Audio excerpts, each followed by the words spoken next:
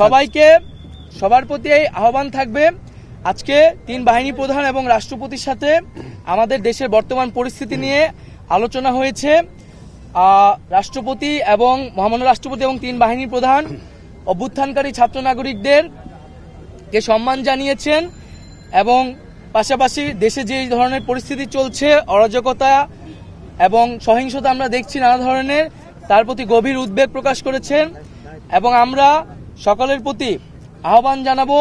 যে অভ্যুত্থানকারী ছাত্র নাগরিকদের প্রস্তাবিত সরকারি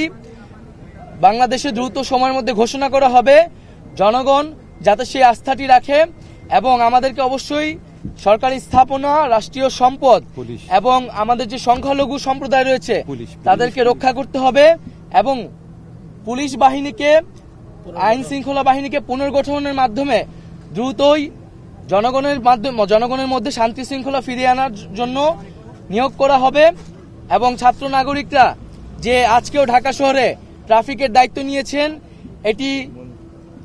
এটি মন্দির পাহারা দিচ্ছেন, এটিকে সবাই প্রশংসা করেছেন এবং দেশের আইন শৃঙ্খলা বাহিনী ফিরে আসা না পর্যন্ত আমাদেরকে সবাইকে সতর্ক থাকতে হবে এবং আমাদেরকে এই যে কোনো ধরনের নাশকতা যাতে না হয়, লুটপাট যাতে না হয়, সেজন্য ছাত্র জনতাকে পাহারা দিতে হবে, সতর্ক অবস্থানে থাকতে হবে। সকলে মিলে ছাত্র জনতার দেশ গঠনের মাধ্যমে আমরা যে নতুন বাংলাদেশ, সেই বাংলাদেশ বিনির্মাণ করব।